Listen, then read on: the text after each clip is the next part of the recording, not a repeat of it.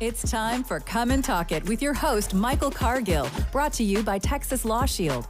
Over the last decade, Michael has championed and supported the rights of law-abiding Texans to own and use firearms. He is the owner of Central Texas Gun Works, a veteran of the United States Army, and has achieved national exposure in such prestigious media outlets such as Forbes Magazine, Fox Business News, CNN Money, AOL, BBC World News, Huffington Post, and the New York Times. Cargill vigorously defends lawful gun ownership in this country without regard to party politics. And now, here's Michael Cargill. Good day, Austin, Texas, the live music capital of the world. Let's praise the Lord and pass the ammunition. Today, we're going to have Rhonda Ezell. She's I don't know if you remember this case. It's Ezell versus City of Chicago. Actually, there are two cases, and Rhonda's going to tell us all about them. Rhonda Ezell is one of the founders of Guns Matter. Chicago Guns Matter. Chicago Guns Matter. And they do. And it matters to a lot of people. And we're going to break it down for you. When you look at this picture of, who are the people that are pushing this pro-Second Amendment stance and are defending our Second Amendment rights, our constitutional rights, it's not always the picture that the media wants to show you. It's not that picture. There's a totally different picture. You go back to like campus carry, when campus carry was passed in Texas, wasn't always the picture that the media wanted to paint for you. They wanted to show you a totally different look on who was staying at the Capitol and testifying in committees and supporting the campus carry legislation. And then here we are today. There are a lot of court cases that have been won. Court cases going on today, court cases that have happened 10 years ago. All around this country, and it's not always the face that the media wants to show you. So let's look at the real picture. Who's pushing the Second Amendment stance? Who's actually defending the Second Amendment in court and taking it to those people who are trying to take your guns away? So let me bring into the conversation Rhonda Ezell. Rhonda, welcome to Come and Talk It. Thank you, Michael. Thank you for having me. How are you today? Absolutely. I'm doing great. Doing great. It's nice to have you. How's the weather up there in Chicago, in Chi-Town? It's a little bit messy. Oh, you guys got some snow or something? It snowed last night, and some sleet snow, and we got some rain today, and cool weather, so not good. All right, nice. All right, so here, Rhonda, I want you to tell us your story. How did you start this path of being the face and the name behind one of the most popular cases for the state of Illinois against Chicago, because Chicago is like the anti-gun city, more so than New York, more so than L.A. How did you become the face of this fight that you won against the city of Chicago? Well, first of all, that used to be the case. The city of Chicago was a very corrupt system in place where they had their foot on the necks of law-abiding Americans. My story it's a very long story. We in the state of Illinois was the last state to get some form of concealed carry on the book. And it started out here with the fight of McDonald versus the city of Chicago. Otis McDonald, along with David and Colleen Lawson, took on the city of Chicago for the right to own a gun in the home. And that was a Supreme Court case. That case went all the way to the United States Supreme Court, and we had that victory. So the McDonald case was a trailblazing case for gun rights in the state of Illinois.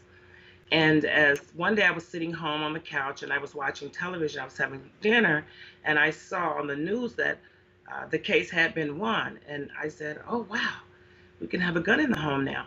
I said, let me jot down this information so that I can see what's needed to be done and go about getting this CFP that was stated that was needed. So I took down this information on the television, and I didn't get all the information. I got like the area code and 6 numbers. So you know what that meant. I had to dial the area code and the numbers, and boom, the next number, until I got them to answer the phone.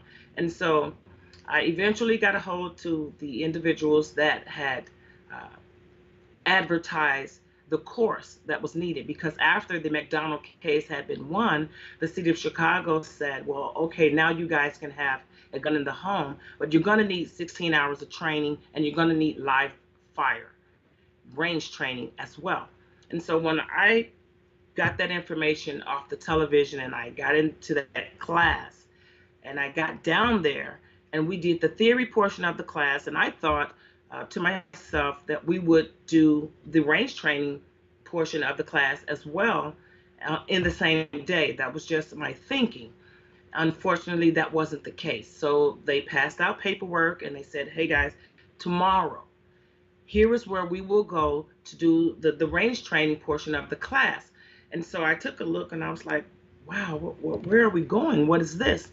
And they were like, oh, well, we're going to go in Dundee, Illinois to do the range portion. Now, we're talking about the city of Chicago now saying that in order for an individual to actually possess that firearm in their home after the historical landmark victory of the McDonald case, they're saying you now have to have a CFP, which was a Chicago firearm permit. Now they want you to do the range training, but they also prohibited gun ranges at the same time. So I found myself going outside of the city of Chicago to comply with this new law that was in place. And what was bad about it was, one, I had just lost my health. I had just beat life support, learned how to walk again. And I found myself driving 50 miles outside of the city to comply with the city ordinance.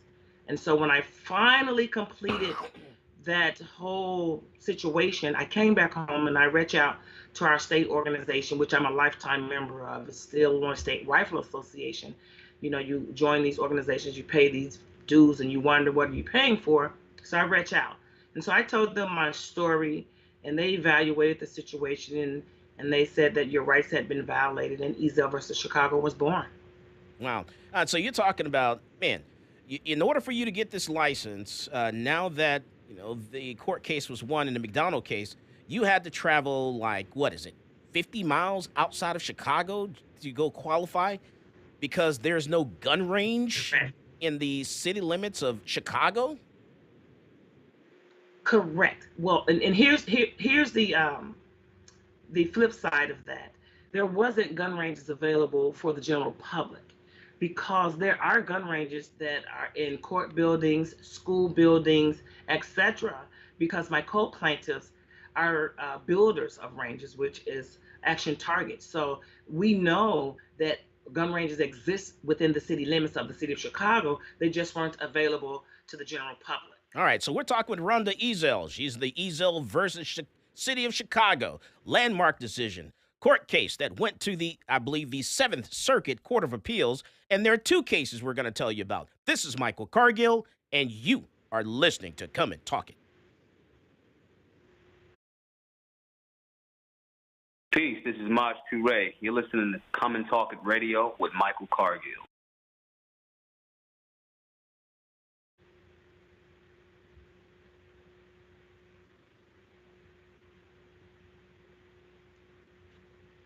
All right, Rhonda, hang in there. We're in a commercial break right now. Okay. And just so you know, we are still We're in live. a commercial break. Yeah, we're still live on the YouTube and Facebook and Twitter and stuff like that, but we're not on the air. Okay, well, can we still chat a bit? Yeah, absolutely, yes. So I checked the post that you did, and that's not me that you tagged. I know. I had to, so I changed it. Did you catch the change? Did you? Let me check. Let me check and see what we have here. I know I panicked. Because I know my tag is ms_EZELL. Right. So let me go check it out. See what we have. I know. Oh, I see it. Okay, good. Yeah, yeah. Because I caught that. And I was like, hold on, that's not her. You got it. Yeah. You got it.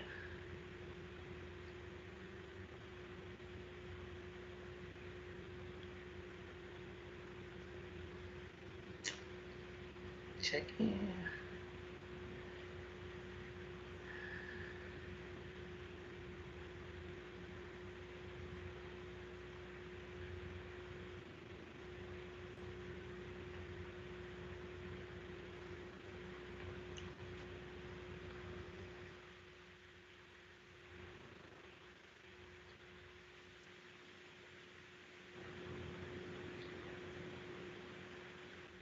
and so we're all good there.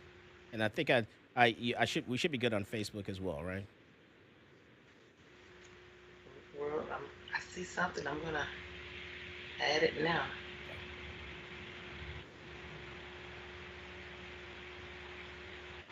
Okay. Yep. So I got you over there as well. All right, awesome. Should be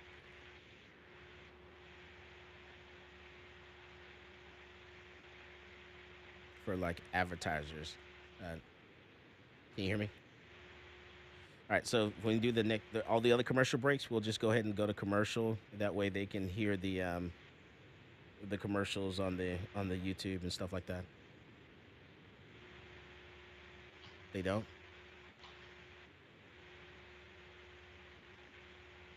Oh, okay. So in that case, so we got instead of the Texas Law Shield filler, can we run the that new video? Do you still have that from last week?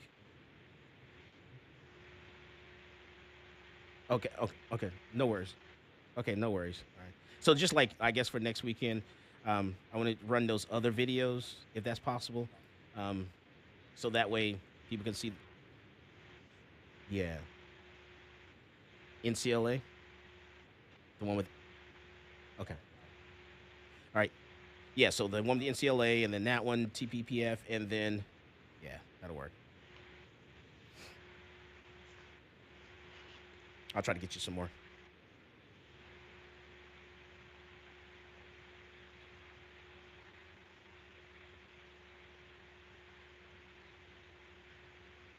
Thanks for man with me. Welcome back to Come and Talk It. And now here's Michael Cargill. All right, so we're back and we're talking with Rhonda Ezell. This is the Ezell versus City of Chicago.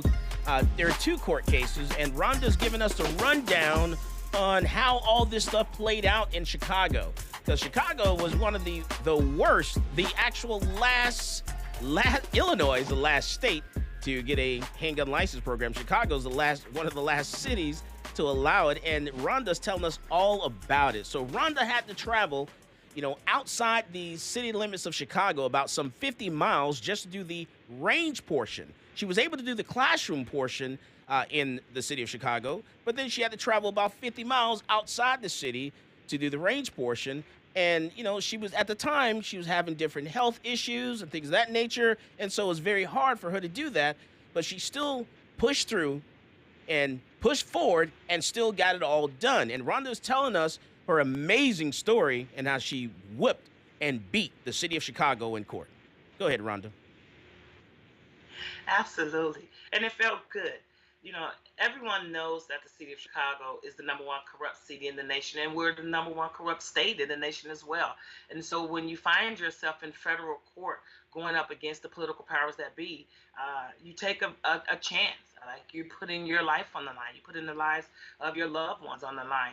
But if you take a stand, you believe in something, you have to take a stand and fight for it. If you're passionate about it, take a stand. And that's what we did here. The city of Chicago had for so long had this catch-22 in place where we had a corrupt alderman who was the one that put on the books that you can't have a firearm in the city of Chicago, and yet he's being indicted as we speak. But this is part of the corrupted system that we've dealt with for decades, and till this day, as a matter of fact. And so, when we took on the city of Chicago, it was right after the McDonald case, and the McDonald case was filed right after the Heller case.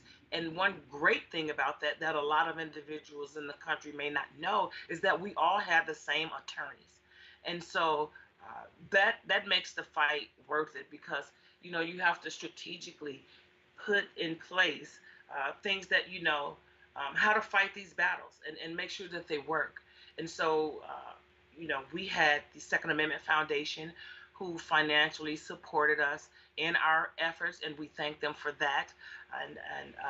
But the city of Chicago itself, it's one of those places where they do what they want, but then they want to put this power play and impose all this gun control, all this tyranny on the general public. So we found ourselves in federal court because, again, you can now have the firearm in the home, and they were upset about the landmark victory in the McDonald case, and they said, well, you have to go get training. You're going to have to get live training. You have to get a Chicago firearm permit in order to do so. Once again, now we find ourselves in court.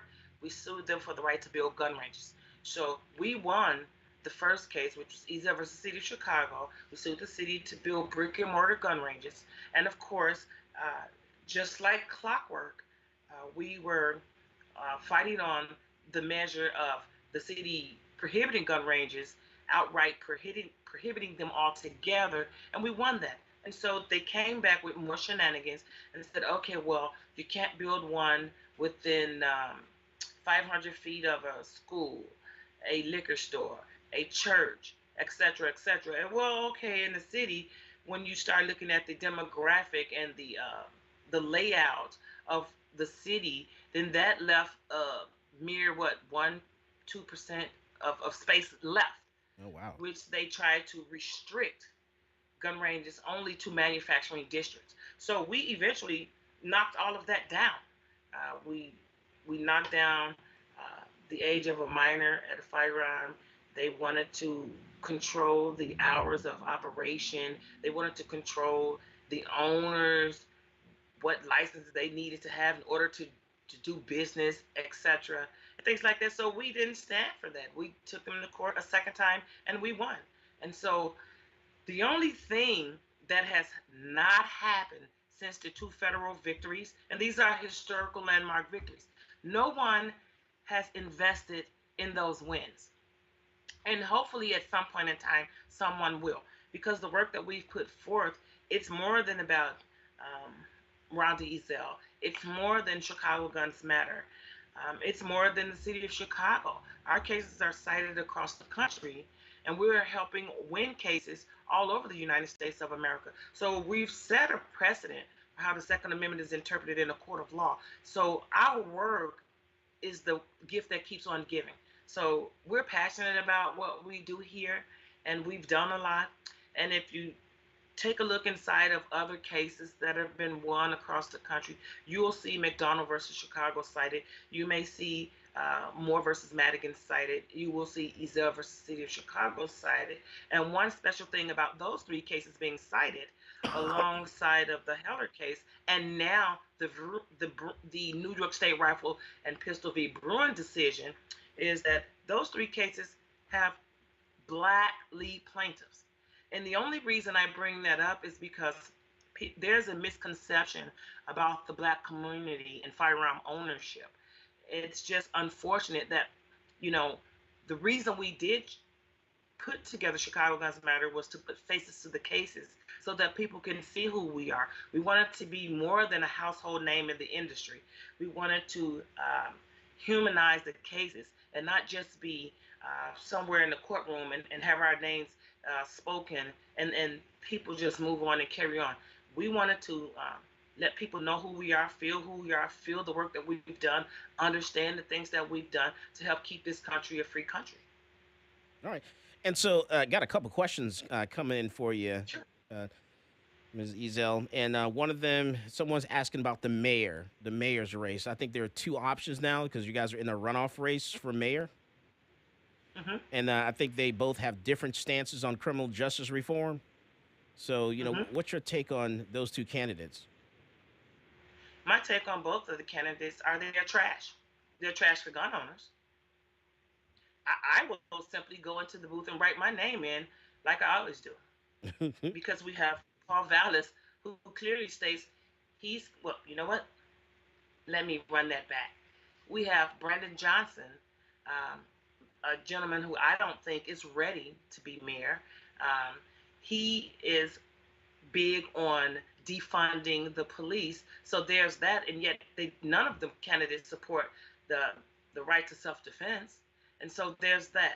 He definitely won't get my vote. We have Paul Vallis, who outright had an ad going saying that he will support Governor J.B. Pritzker's unconstitutional ban on AR-15s and magazines. he definitely won't get my vote. So when we start taking a look at these candidates and none of them support the Second Amendment, right? And the Second Amendment supports the right to free speech. What are we talking about here? What do we have? You have one telling you, I'm going to defund the police. I'm going to take millions of dollars from the police department, and I'm going to bring in mental health crises, individuals to help with whatever violence that's taking place in the city. That's not going to prevent anything. That's not going to stop these criminals. And then on the other hand, you have the other individual who says, I'm going to support an unconstitutional law that was signed into law by our governors. What does that tell you? These people are as corrupt as, all outdoors. So I don't have a win in between the two of them. I'm just going to write my name in on the ballot like I do. It's always a lesser of two evils here in the city of Chicago. You really don't I haven't seen a pro-2A candidate on the ballot in the city of Chicago for mayor, and I don't know how long. Because the last administration, you have to remember, before the Lightfoot we have now, she's ruined this city. She's run it in the ground. She doesn't support firearm ownership. She supports the commie mommies in the red T-shirts, and that's fine. That's why she got voted out. The previous administration, which was Rahm Emanuel, I beat him in federal court. And the previous administration before that, which was Mayor Richard Daley, I beat him in federal court as well. So, whatever it takes, the passion is there. We stand our ground, and we're not going anywhere. So between the two candidates that we have on the ballot, to the individual that has the question, I'm not voting for neither one of them. I will be writing my name in for sure. All right. And I'll take a picture of it and I'll post it for you guys. I love it. I love it. All right, so we come back from the break. We're talking with Rhonda Ezell. She's the Ezell versus City of Chicago. We're to learn about the court case. We're learning about Chicago Guns Matter. Rhonda has a story to tell, and I want you guys to hear this story because this is a powerful young lady who has fought against the City of Chicago and beat them in court not once, but twice, all the way up to the appellate court. They tried to appeal, she shut them down. They tried to appeal again, she shut them down, and she beat the City of Chicago for gun rights. That is the face of your Second Amendment for Illinois and the City of Chicago. This is Michael Cargill, and you are listening to Come and Talk It. Hi, this is Stephen Williford, the Barefoot Defender. I get my global gun news from Michael Cargill at Come and Talk It.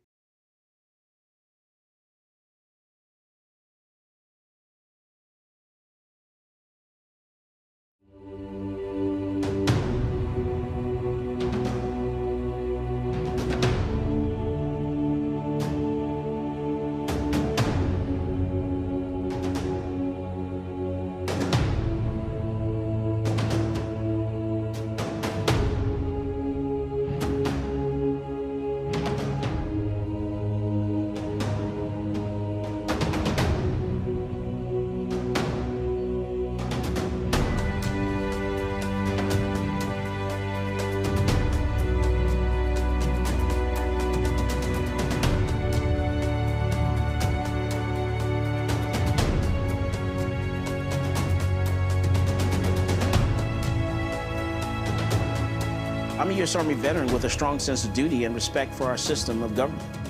After 12 years, I was honorably discharged and decided I would fulfill the American dream of entrepreneurship and open up a gun shop in Austin, Texas. At my shop, I teach people to be law-abiding and how to safely use their firearm. On page 46, going to talk about Penal Code Section 46.02. The day that ban went into effect, I went into my local ATF in Austin and turned over my bump stock because I'm a law-abiding citizen. But I wasn't going down without a legal fight. So that's why I reached out to NCLA.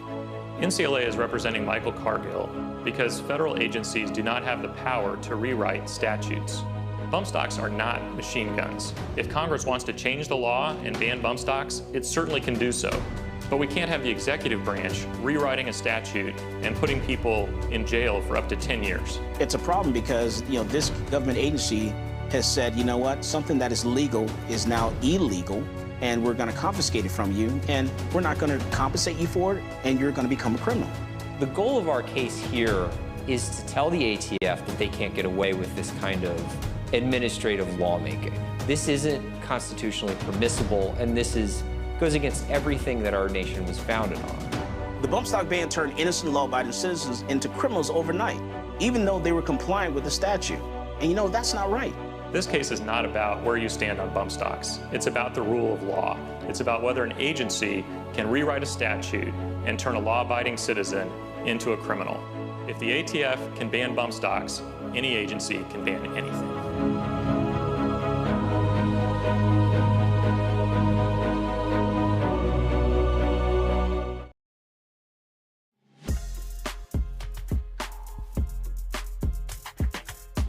Welcome back to Come and Talk It. And now here's Michael Cargill. All right, so we're back and we're talking with Ms. Ezell. She's the Ezell versus the city of Chicago.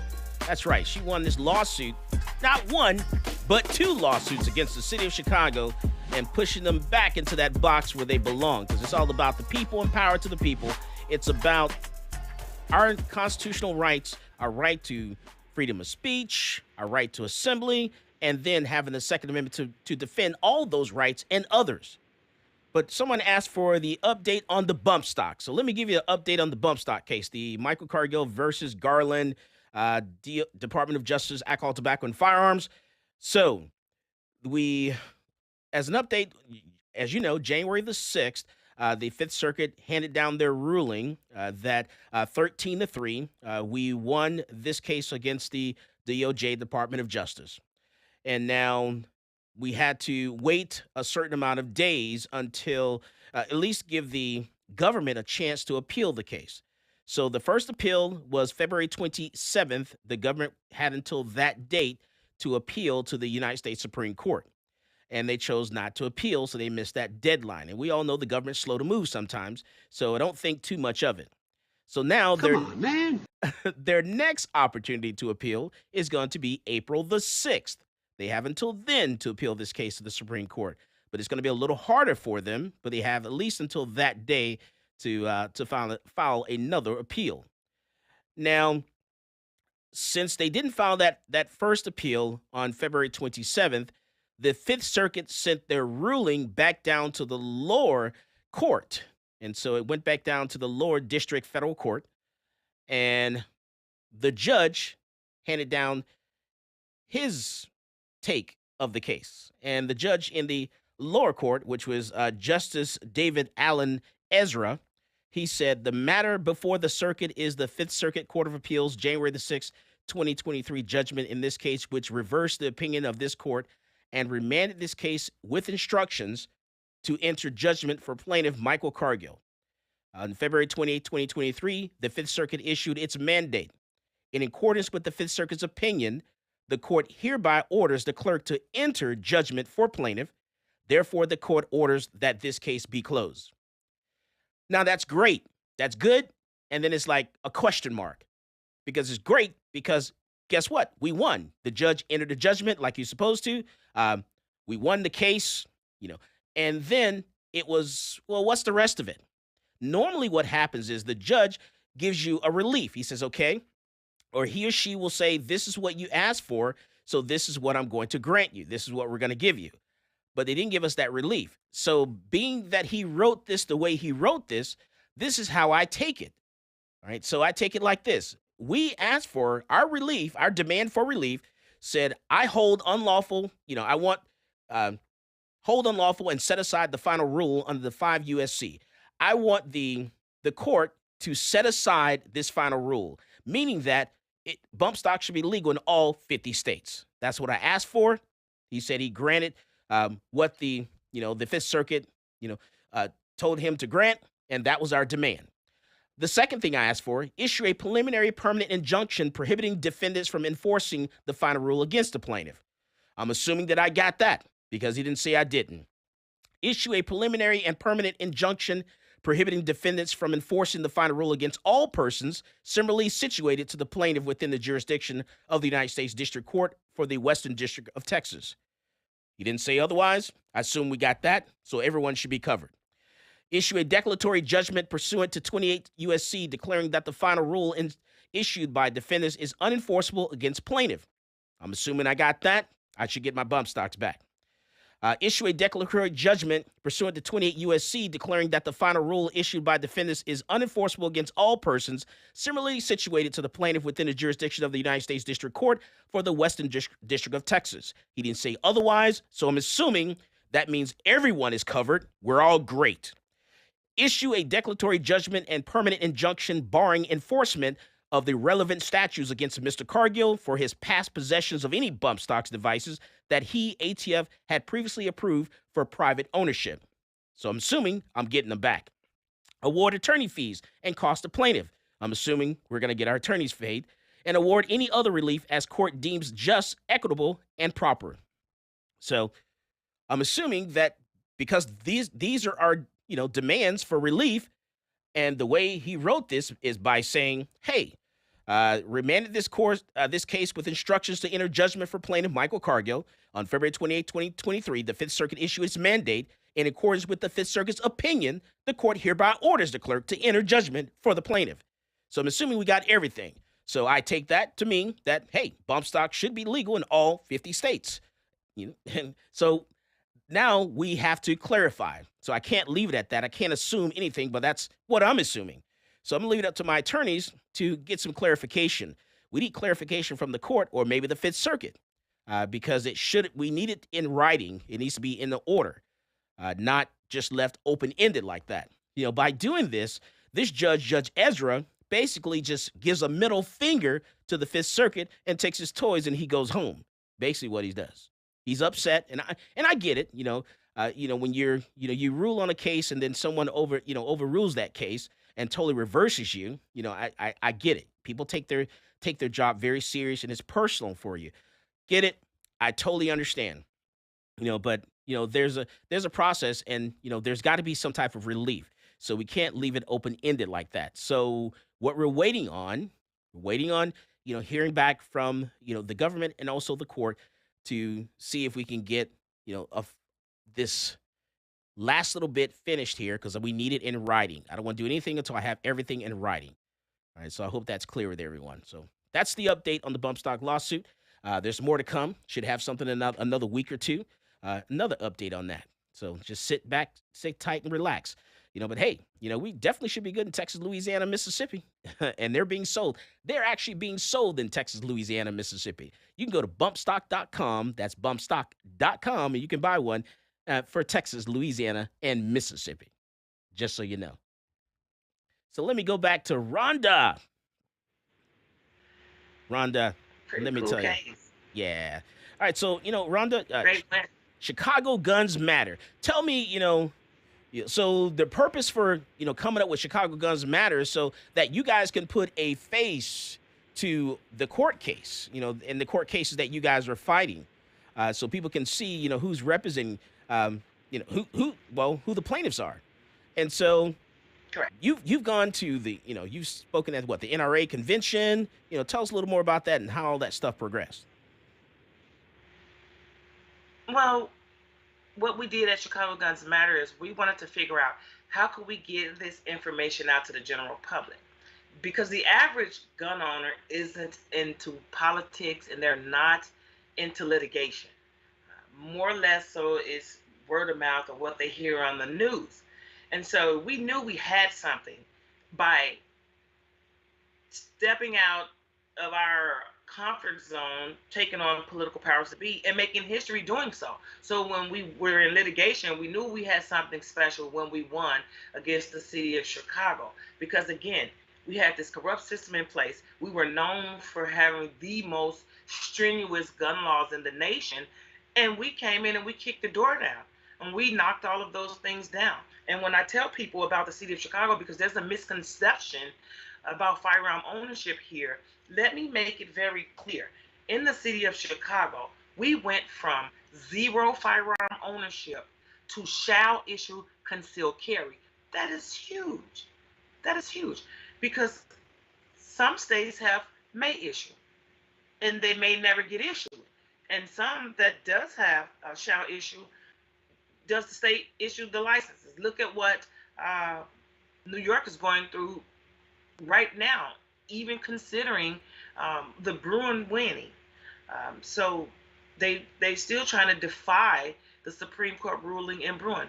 And so at Chicago Guns Matter, we said, you know what, let's figure out what we can do to make sure people know who we are, let them see our faces, let them understand who's fighting and taking a stand for their rights. Chicago is such a corrupt place. People doesn't even want you to know that they own a gun because of the corrupt system. Mr. McDonald, he was the one that started this. He blazed this trail, and he was harassed by the Chicago Police Department in the middle of the night, shining lights in his windows and harassing his family because he had sued the city of Chicago and taken them to court. Now, I didn't experience any of that type of foolery, but someone at some point did mention, oh, well, you know, they're going to kill you, you know, they're going to try to kill. Well, yeah, well, my grandma said if they want some, they got to bring some. So there's that. I didn't worry about it because I know I'm passionate about the fight. I wasn't worried about what would someone do to you if you take a stand. I mean, you can get struck by lightning, you can get hit by a car, whatever, you can get choked on a fishbone or something, whatever. But what we do know is the importance of advocacy, education, empowerment, and facts. People that think we do not carry firearms in Chicago, you're wrong. We've made it possible right here. I carry a gun every day. We carry firearms every day in the city of Chicago. Now, we are dealing with lawsuits now that has been filed because of the unconstitutional ban that's in place that our corrupt governor has signed into law. I mean, we had shell bills that they utilize as gun control measures, and they signed it into law without even going through committee and down in our Illinois General Assembly. So they didn't even go through the normal 3 readings that they need to go through in order to become law.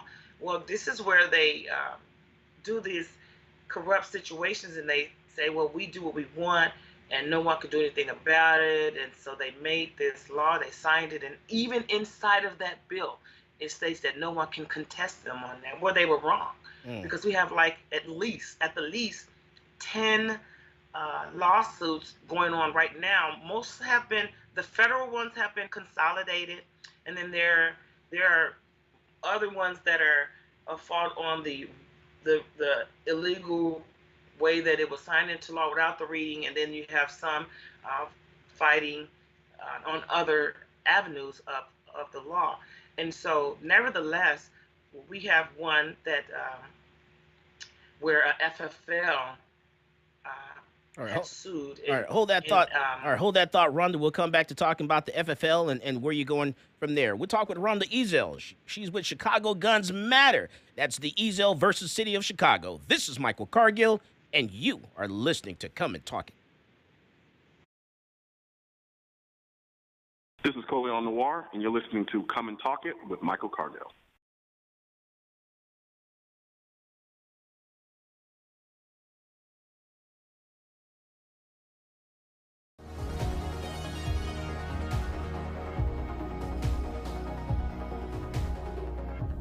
Whether it's a typical traffic stop or you're just involved in a use of force incident, encounters with law enforcement can be scary and stressful. In the heat of the moment, you may inadvertently say something you don't mean or make an inconsistent statement. These are red flags for officers, and if they think you're lying or your story doesn't add up, they might arrest you and let the criminal justice system decide your fate.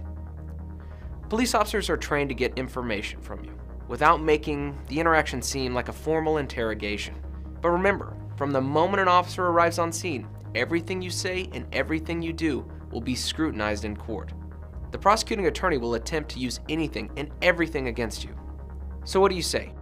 You say, I invoke my right to remain silent, and then let your attorney interact with law enforcement on your behalf.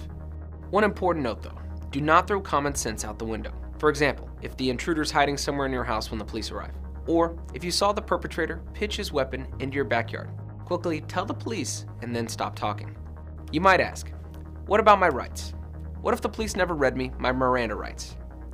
Miranda rights is the common name for a collection of rights contained in the Miranda warnings, given to suspects when they're placed under arrest.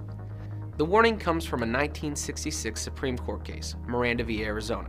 In that case, the court held that statements from a custodial interrogation would not be admissible unless proper procedural safeguards were in place to protect the defendant's Fifth Amendment rights. We've all seen these warnings on TV and movies. You have the right to remain silent. You have the right to have an attorney. Anything you say can and will be used against you in a court of law, and so on. So do police have to read you your rights? No. It's important to note that officers are not required to read you these rights unless you're in custody and subjected to interrogation. If the police show up to a crime scene and start asking you general questions and you voluntarily tell them everything that happened, those statements can be used against you regardless of the Miranda warnings because you're not in custody. If you're put in handcuffs, but you say something incriminating on your own without being questioned, those statements can and will be used against you because you're not being interrogated. You're just starting to spout off. This is why it's imperative that you know your rights, and you shouldn't rely on the police to read them to you. Affirmatively invoke your rights. Say, I'm invoking my right to remain silent, and my right to my attorney. Once you do that, the police legally shouldn't continue questioning you without your attorney present. But remember, there's a second part to this equation. After invoking your rights, you must exercise those rights. That means you have to keep your mouth closed. Protect yourself. Don't let the legal system take advantage of you after an incident. And Law Shield members, if you've been involved in a self-defense incident, remember to call the emergency hotline and speak with your independent program attorney.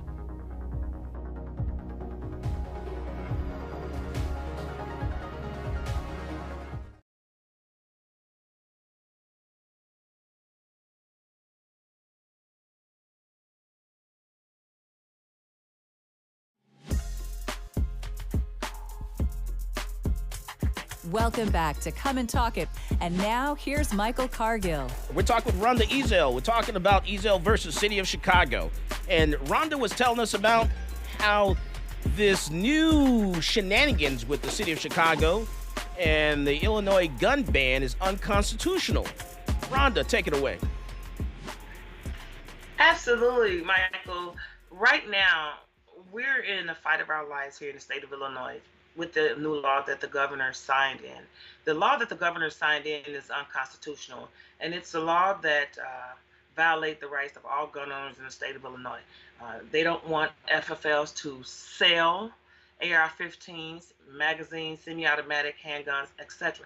So they have been told by the judge that they have to literally list every item that they have banned.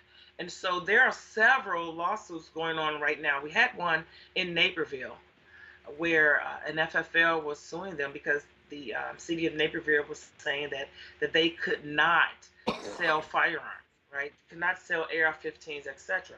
And so they recently got a decision in that case where the judge, of course, she was not in favor of gun owners, and this is the same judge that tried that twice in my case and was overruled at some point. So it's going to happen again here. But what we're dealing with is an unconstitutional ban on AR-15s, magazines, semi-automatic handguns, and everything in between, even 22 long rifles. So, you know, these people are corrupt at its finest. So they don't want you to own anything. They don't want you to possess anything. They don't want you to sell anything to anyone. And they tend to believe that they're correct, and they know that they're wrong because the New York State Rifle and Pistol decision at the Supreme Court has settled all of this. You know, it was settled with Heller. We had the McDonald case. Those are all historical Supreme Court victories. And in my case alone, there are things there that let them know that the right to possess a firearm for protection implies a corresponding right to acquire and maintain proficiencies in their use. The core right wouldn't mean much without the training and practice that makes it effective. Mm-hmm. These are things that are stated in the Ezell versus City of Chicago case. Nevertheless, they want to violate the Bruin decision, they want to violate the Heller decision, they want to violate the McDonald decision, and they want to violate the Ezell decision. These are things that aren't going to stand. So as the FFLs right now are fighting for their lives and the lives of their living arrangements, because if they can't sell firearms and they lose their businesses, then they'll lose everything. Their employees will lose their jobs and they can't provide for their families. Mom and pop stores will be struggling. People will have to shut down. And as of now, there are a few people that in a certain lawsuit where they paid $200 to be a plaintiff. They have TROs. There were 4 cases that have temporary restraining orders against this unconstitutional uh, law that was signed into place. So those people and those FFLs are allowed to do transactions accordingly because they are part of that lawsuit. And the rest of the state has to actually wait it out until this thing is actually outright won in federal court. If not, I think it'll be going to the United States Supreme Court as well, because what we've just found out earlier this week was that we have 2 justices that sits on the Illinois State Supreme Court that were just elected into office during the last round of elections, and our governor had donated $1 million each to each of the justices that sit on the bench for the Illinois State Supreme Court. So we see that as a conflict of interest. I don't know how anyone could see that as a conflict of interest. Nevertheless, the governor was questioned about it, and he tried to play it off and said, "Oh, I donate all the time? Does that mean everyone in the state has to recuse themselves from?" No, we know what we're talking about here, because if you go back to the beginning of this, the reason that they skipped the 3 readings and just signed it into law because it was a shell bill, and then they shoved gun control measures inside of a bill that had nothing there, and then they made it law. And then they said, can't nobody do anything about it? You can't contest this. And then you walk around and say, oh, it'll be upheld. How do you know that when you're clearly violating Supreme Court rulings? And just so you know, we're talking with Rhonda Ezell. She's with the Ezell v. City of Chicago, Chicago Guns Matter. And we're talking about this new, new law that the governor has signed to go into law in the state of Illinois. And Rhonda, give me a rundown of what this new law actually says again. Well, the law actually prevents the sale of AR-15s, any semi-automatic rifle, handgun, magazines that are more than 15 round capacity, 22 long rifles, etc. So there's a slew of firearms, and I think they have like 1,400 pages of items that they have banned, and it bans parts, it bans accessories, etc. So in hindsight, it's like you can't buy anything. The stores can't sell you anything. Whatever you have, you're stuck with, so on and so forth. Well, again, that's not what Bruin says. That's not what Heller says. Not what McDonald says. It's definitely not what Ezell says, because we have a right to acquire firearms as well and maintain them in their use. So how do I maintain the firearms that I already acquired or I'm going to acquire? Right? I would need more parts. I would need more accessories. I would need to be able to go purchase these things and be able to make sure that my firearm is maintained and usable. But the governor doesn't want mom and pop stores. They don't want any FFLs in the state selling firearms. They don't want them selling ammunition. They don't want them selling magazines. They don't want them selling parts and accessories. So this is where we are. And they truly believe that this is going to stand, clearly knowing that they're in violation of the law. Wow. So where do you guys go from here? So we have there are several court cases right now that's challenging this. There are also some sheriffs in the state of Illinois that say they're not going to enforce this at all. And so they're coming out and speaking out. Absolutely. And the sheriffs that have taken a stand against the governor's unconstitutional act here, they are right. I have to agree with them, because the governor does not tell the sheriffs what to do. The sheriffs are duly elected in this state of Illinois. They are elected to their position. So therefore, they don't follow what the governor says. They follow the law, not what the governor wants them to follow. Okay? So being elected to their office means that the governor isn't their boss, right? He doesn't get to say what he did say, and I quote, they'll do their job or someone else will, meaning that he will fire them if they don't comply with his unconstitutional ban. And they said that they would not, that they weren't supporting that, and that they're not going to be arresting individuals because the governor wants you to only not be able to purchase firearm and ammunition and accessories. They want you to register your firearms with the government. That's just more tyranny.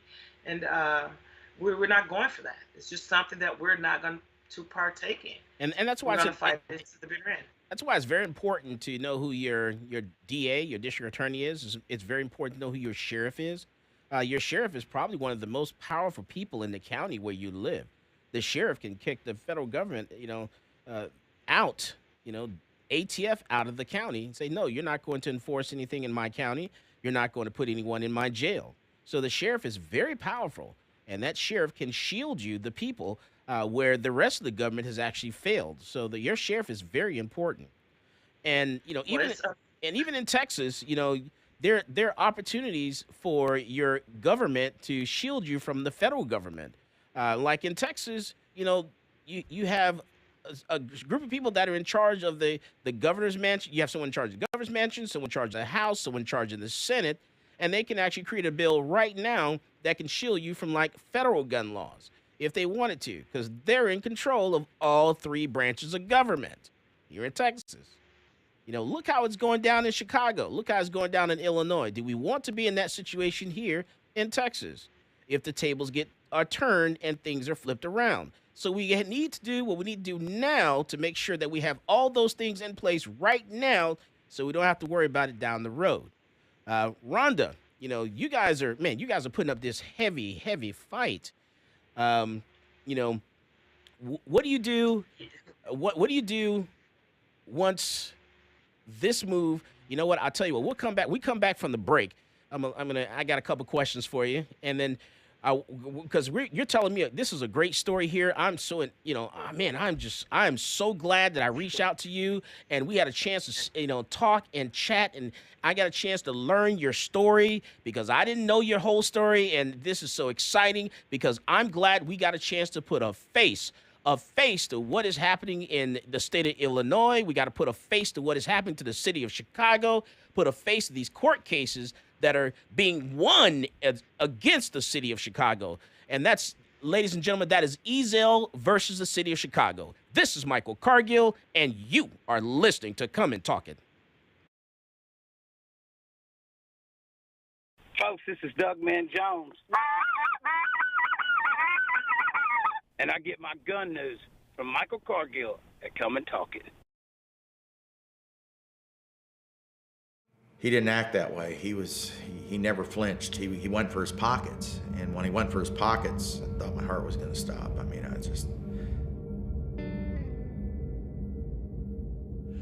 Hi, my name's Jerry. The incident we're going to talk about took place in early March of 2017. Started back about 3 years ago. We had a fella in the neighborhood that nobody really knew. We weren't familiar with him, and he was pretty regular about speeding up and down the street. It escalated into more speeding, threats. He chunked some rocks up into the yard, and broke my windshield in my truck, and it escalated from that into death threats. And he was constantly chirping about how he was gonna end it, and he was gonna kill so-and-so, he was gonna kill me, and it was all chirping. The day of the confrontation, I was leaving the neighborhood and heading to a meeting downtown Fort Worth. It was a beautiful day. I had my windows down. I was in my Suburban. As I was heading out, just about to leave my neighborhood, this guy comes into the neighborhood, sees me coming out, pulls into my lane, causes me to stop, and then he kind of cut at an angle in front of me and jumped out of his truck and ran at the side of my Suburban, saying, "Today's the day you're going to die. He's going to end it." He comes over and he's slamming his hands up against the side of my vehicle, my truck. But he's screaming at me, telling me he's going to kill me. He's going to end it. This is the day I'm going to die. He reaches in to try and open up my door. I grabbed my weapon. I put my weapon right at his chest at the window and told him to get back, told him to get the hell back. And he never did. He never moved. He never changed anything. He went for his pockets, shuffling into his pockets, and he pulls out his cell phone. I drove off around and called 911 before I got to the end of my street. Yeah, I've carried a weapon for pretty near 20 years, and I've never had to pull my weapon out. Now, I can tell you that when you do that, it's the emotions are incredible. You feel the flush come through your body because you just pulled a weapon on somebody, you're pointing a gun at somebody, and they don't move. And that's a whole nother, they didn't say, "Whoa, I'm stop," like anybody that you'd think would do that, but he didn't act that way. He never flinched. He went for his pockets, and when he went for his pockets, I thought my heart was going to stop. I was actually told that if he would have pulled out a gun, he'd have shot me before I could have actually pulled the trigger, and that's pretty awakening. I contacted Texas Law Shield and spoke with them and got a statement that I wrote, and I turned it in the following day. And it was subsequent to that I was told that I was going to be arrested for deadly conduct, and Texas Law Shield stepped up to the plate, and they got in my corner and handled it from there. Factually, the case was unique because Jerry never got out of his vehicle, but was still forced to pull his weapon and defend himself. And you don't see that often. Usually, a self-defense case, both people are outside the vehicle. They ended up arresting me. Texas Law Shield got me out in a matter of a very few hours. They called me on a regular basis and stayed in touch with me and kept me up to speed on what the progress was, but the delays took about 1.5 years before we got to trial.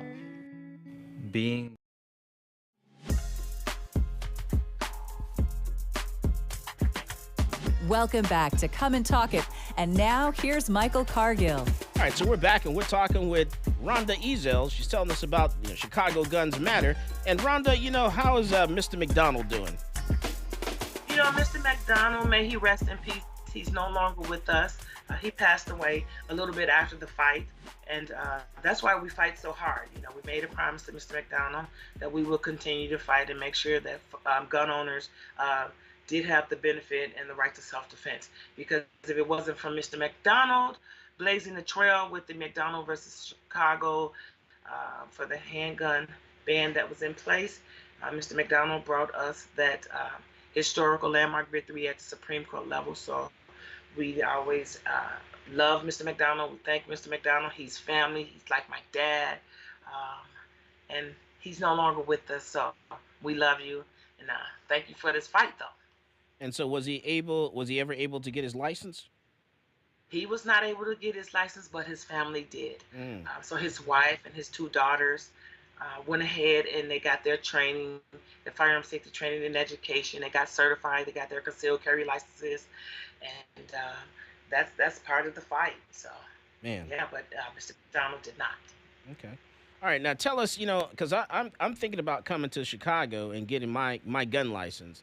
What do I need to, what do we need to do to get that gun license? I want to get a Chicago gun license. So you want an out-of-state license? You can get an out-of-state license. Yeah, that's street cred right there. It may take you forever to get it because the residents here, it takes forever for them to get there. So that's another thing that we've been fighting against. We really don't believe in the FOIA card system, but it was a mechanism put in place, again, that prevented Black people from owning firearms back in the day. But it's just a cash cow. That's how they make money.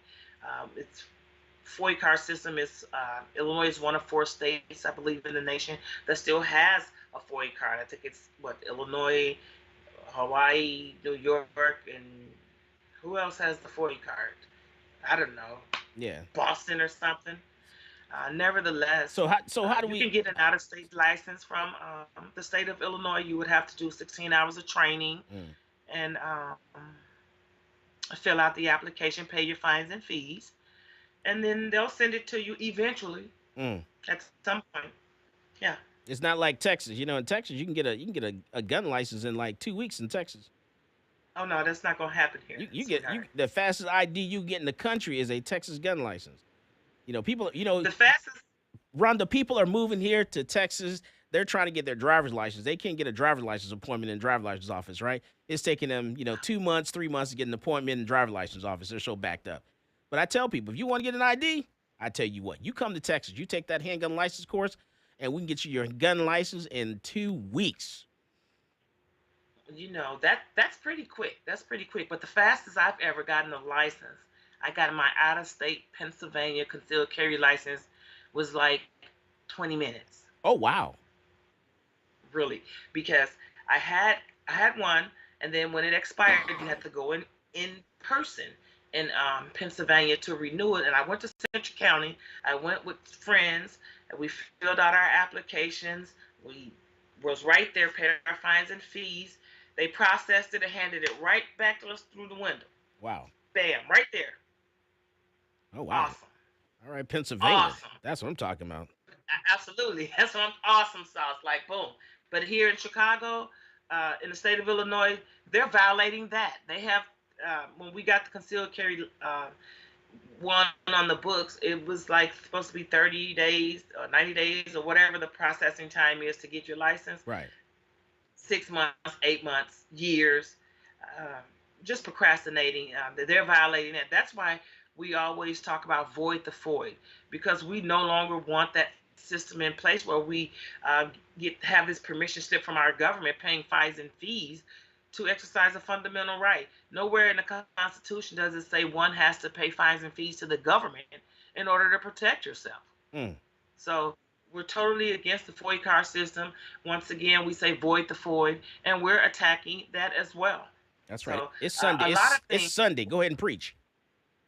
The FOIA card system just may go down with the lawsuits that's being fought in place right now. That's one of the collateral damage things that could happen if Illinois loses this these laws, the new lawsuits that are being fought right now in federal court against the governor. So there's a lot of things that could take place as well, and they didn't realize that. So they put a lot out there, and there's a lot on the table, and that's why we're fighting so hard. So avoid the void. So we need to get rid of that FOIA card. Man, hopefully in like 20, 30 years, we'll have constitutional carry for Illinois. Why that long, though? I honestly don't believe that the Supreme Court is going to wait that long, because in Bruin is text, history, and tradition now. There's no longer a two-step test that used to be in place, but it's on the government to make their case. It's not on us as gun owners to say whether or not these things exist. The government has to prove their point. That is what it is now. So if it's not text, history, and tradition, then they would definitely lose, and that's what's going to happen here in the state of Illinois. It's just that we have to go through all the red tape and the rigmarole to deal with all the corruption as usual, because again, like you stated earlier, our governor, along with our county sheriff and our attorney general, are all in on this corrupt madness. Our attorney general, he used to be my state representative, who was at the table when concealed carry was passed, and I quote, "We will give you concealed carry if you carve out Chicago and Cook County." Such a racist statement to make. So, these people are against our rights. They're against gun owners. But I think what they do is they take the Second Amendment and utilize it as a political pawn, as if the Second Amendment is for white old men or Republicans only. And so the notion that they like to utilize the Second Amendment as their little political football, we're not having it. We're gun owners. This is our right. We're not going to have it. We dealt with segregation, slavery, Jim Crow laws, no guns for Negroes. They can take it and shove it right now. This is ours. We're not going back. We're not giving up our rights. We're going to stand on it. We're going to enjoy our rights like everyone else. We are American gun owners. We're going to continue to fight. We're going to continue to push inclusiveness. We're going to make sure that everyone understands that they have a fundamental right to self-defense and that they are their own first responders and that they are responsible for their own safety. Never outsource your safety to the government. All right. That's what I'm talking about. You know what, Rhonda, go ahead. I get too passionate. No, you're fine. You're right on track there. Right on track. Rhonda, tell us your website. Do you guys have, monthly meetings? How does that work? Chicago Guns Matter. We used to have monthly meetings. Right now, what we do at Chicago Guns Matter is we continue to stay in the fight. Our cases are cited in all these cases across the country. That is the goal. Our work is working. We continue to preserve the rights in this country. We be at events. We have speaking engagements. We're doing training sessions. We go wherever we are invited. We do our speaking. We train. We shoot with people. We want to educate them as much as possible. Our website is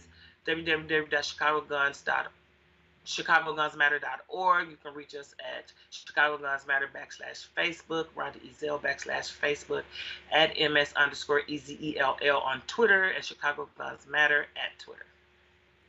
And, you guys, I'm looking at your site here. It says restoring your rights. You're talking about becoming gun owners. And it's sad that up until this point, here we are in 2023, you still don't have a gun range for the public in the city limits of Chicago. Right. Now, that part there is, I'm asking all the rich, well-off millionaires, billionaires in the 2A community, or anyone that's in business that want to invest in building that first brick and mortar gun range. You have nothing to lose. It's all gain here. You want to build a gun range? We would love you. We will welcome you. We've done the work. We've done our part. The cases have been fought. The cases have been won. The foundation has been laid. All we're looking for is an investor, someone to come in and say, hey, I want to make history. I want to build the first brick and mortar gun range in the city of Chicago. And also we can just stick it to them. That's all we need. They need that gun range in Chicago. Finally, come on down. So there's the opportunities there. There's no gun range in this is a major, major city in the United States. And there's no... Third largest city in the United States of America. And there's no gun range. There's an opportunity for someone right there. You want to start a business? There you go. Right there, Chicago. You know what, Rhonda? I want to thank you. Instant millionaire. Thank you, Rhonda, for coming on the show and laying this out for us. This is, you know what? This is not the first time. We're going to have you back on again. I really appreciate you. Thank you for telling us your story. I'm excited for you. I'm excited for your organization, Chicago Guns Matter. Keep doing what you're doing. Keep putting up the fight. Keep taking to the city of Chicago and take it to the state of Illinois and shut that governor down. Thank you, Rhonda Ezell. We come back from the break. We're going to talk about this and more. This is Michael Cargill, and you are listening to Come and Talkin'. Yo, what's going on, guys? It's Jack Jones here, and I get my gun news from Michael Cargill on Come and Talk It.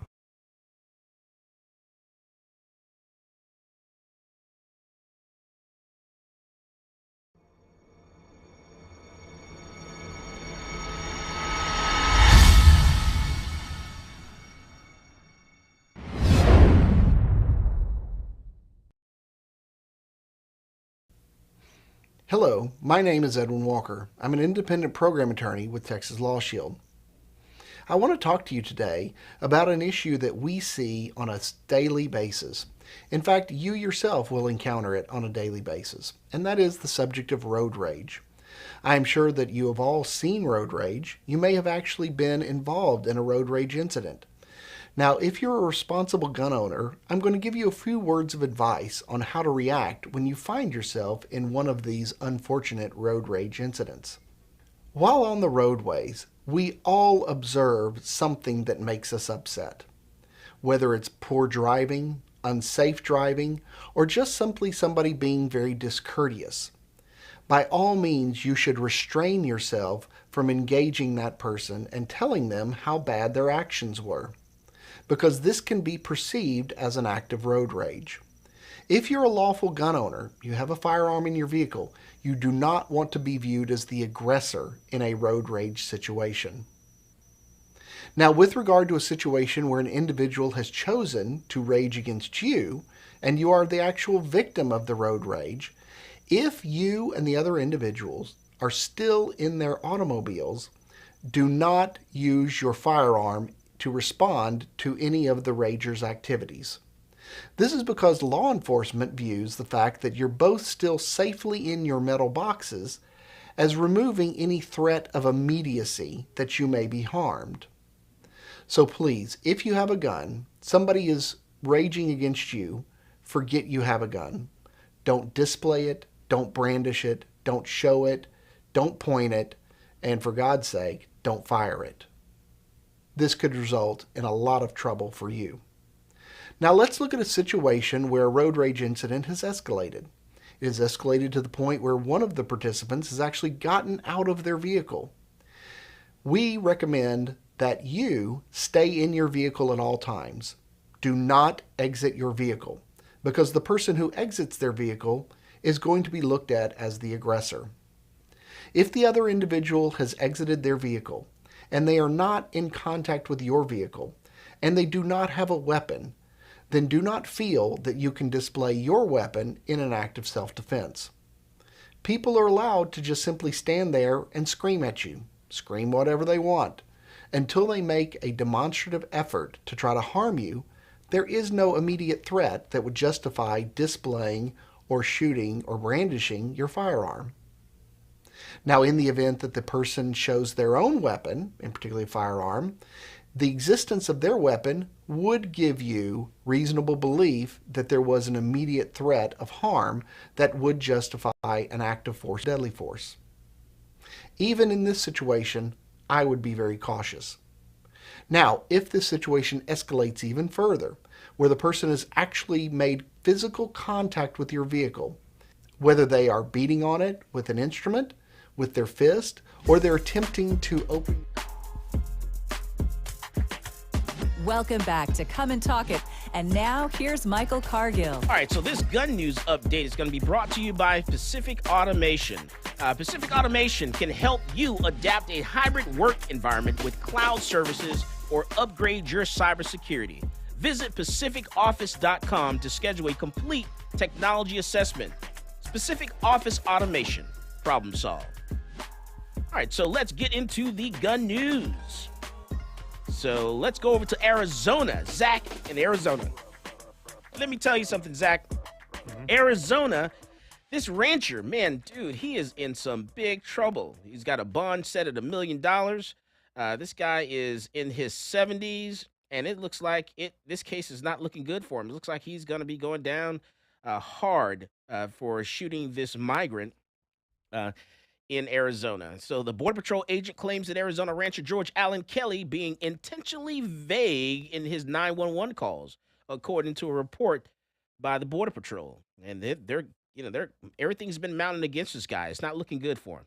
Not looking good for him at all. Yeah, so what he said was, in checking his property, he believed that he possibly struck something when he shot warning shots at migrants. Ooh, can't do warning shots, people. We talked about that. If you're in Texas, you cannot do warning shots in Texas. So, man, I guess maybe they're trying to go down for a lesser offense. Maybe they're what they're shooting for. You can get charged with both. He killed one. Deadly conduct and murder. Mm-hmm. So, yeah, you might be careful what you say. I'm questioning his attorney now. Yeah, you don't shoot unless you are authorized in using deadly force. Yeah, know where your threat is and what's behind that threat. Mm-hmm. Wow. He's 74 years old, too. Not looking good. Uh-uh. They said he's made this call before. The agent told the dispatcher it ended up just being aliens on his property. And he says the same thing. I think he's just trying to get a quicker response out there. But obviously, we've got to take it. Last statement was he thinks they were shooting at him. And he thought he heard gunshots. But then he saw people running. but he didn't see any firearms. The agents told the dispatcher, but he's checking his ranch with his weapons to check his livestock. Okay, the dispatcher said. He didn't shoot back, correct? He didn't shoot back, correct? No, the agent answered. At least he's not saying he did. And around 3 p.m., a Border Patrol agent called the sheriff's office to relay a conversation with Kelly's wife. The agent claims that Kelly's wife said the rancher was following a group of 5 people who had come onto their property. Kelly is currently trying to pursue them. He's chasing them south, according to what the agent said. Later that evening, Kelly told sheriff's office dispatcher more about the body found. You know the saying, you have the right to remain silent. Anything you can say can and will be held against you, Kelly says to the dispatcher at one point. I'm not admitting to anything I've done, Kelly added, but you know, all of those things tend to add up, and I don't know what happened. I just know what I just saw about 15 minutes ago, and it's something that an ambulance cannot help. Wow. So, yeah, this is not looking good. He definitely talked too much in that 911 call, it sounds like. And he even said something to the person on the phone where he said, "Yeah, I know I can talk to you, but you're responsible for what I say, and I'm responsible for what I say." Wow. Let's go to Germany. Man, Zach, I never thought we'd be talking about Germany and a mass shooting in Germany. Yeah, a guy walked into a Jehovah's Witness hall in Hamburg and killed 6 people, injured 8. But One guns, of wait, whom was guns, a 28-year-old pregnant woman. guns are bad in Germany. You know, they don't have a lot of guns in Germany, no? Yeah, they have like less than 1 million guns for 84 million population. Wow. Or less than 1 million registered gun owners, because all guns have to be registered in Germany. Okay, now, who's the injured? Who's the shot? Go through that one more time for me. 6 killed, plus the gunman killed himself when the police arrived. 8 injured, one of whom was a 28-week pregnant woman. She lost the baby. The death toll might rise because of those injured people could possibly die. Wow. Yeah, some guy went in and started shooting up the place. He was part of a amateur. Was his gun legal? It was, yes. So he had a legal firearm for Germany. Uh-huh. Okay. It's not legal to go and shoot people, though. Right. I'm just curious. Because they always go to, you know, how do you get access to the firearm and all that kind of stuff. So I'm just curious. So he was legally in possession of the firearm in the first place. Mm-hmm. Okay. He All right. was. What else about that story? Anything else? Nothing big on that one. Okay. He was a 35-year-old German man. All right. They say why he did it. They don't know exactly. So they don't. To this date, they're not saying he left a note or anything. No, but someone had reported this guy in an anonymous tip in January that he, quote, had a particular anger toward religious believers, in particular toward Jehovah's Witnesses. Oh, so he said something, done something, and then they actually warned them about this guy, and they didn't heed the warning. Back in January. Wow. So, okay. All right, let's jump over to New Jersey. Ready to talk about New Jersey? Well, you know what? People ask, can I get a gun license in other states? Well, yeah, you can. There are other states you can get a license in. New Jersey is one of those states. How do you apply? Well, in the state where rights come to die, many are surprised to learn New Jersey now has a concealed carry. It is not only possible to apply for and receive a New Jersey concealed carry permit, but thousands have been granted. There is, however, a lot of ambiguity about the process. Here, is going to be the little info here on how do you go about that process. So you got to go to the New Jersey Concealed Carry FAQ. Read that. Just Google it, NJ Concealed Carry FAQ. And it answers a lot of different questions, that people may have. If you're anyone that's over 21 years of age is eligible, a resident and non-resident of New Jersey can get a permit. A U.S. citizen, legal permanent resident. The person must not be subject to any of the exclusions set forth in 2C58-4. What documents do you need? Well, all you need is driver's license and a birth certificate, driver's license and passport, or, and by the way, that's a driver's license and birth certificate or driver's license and passport. So you need a driver's license, birth certificate, or the driver's license or passport. Driver's license and naturalization paperwork, green card, you can use one of those. Notarized form that you have to get, and a mental health record search consent form, 2 passport photos, proof of qualification with the certified firearms instructor, along with the instructor's proof of certification. So, seems like they've made it a little easier than it's been in the past. So we may have to travel to New Jersey and take this course. I'm not sure. I'm not seeing information on the class itself, how long it is or anything like that. But it seems like, man, thanks to a lot of court cases, the chips have fallen slowly but surely. You want to go to New Jersey? With their permit system? Yeah. Get your license. Yeah, you just need a few things. You need basically an application notarized. Yeah. You want You to need go? a mental health record search consent form. Yeah. You want to go? Do I want to go? Yeah. You want to go? Why would I want to go to New Jersey? I don't know. Just asking. Why would I ever go to New Jersey? Just to get the license. I just want to get the license. Do they have reciprocity with other states? They do, but I just want to get the license so I can say I have it. I don't think they talk like that over there. Oh, they don't? Oh, okay, my bad. No. How they talking in Jersey? Jersey? Come on, man. Oh, my goodness. All right, so how long is the permanent handgun valid for? 2 years. Good Lord, it's only good for 2 years? How long is it good for here? 5? 5? Where do I submit my application? Out-of-state residence. Apply to at a non-toll road state police barracks closest to your residence. So we just got to jump on the interstate there and go to the barracks and apply. So you need a mental health record search consent form. So they search your mental health history? They don't do that in Texas, do they? Yeah. No.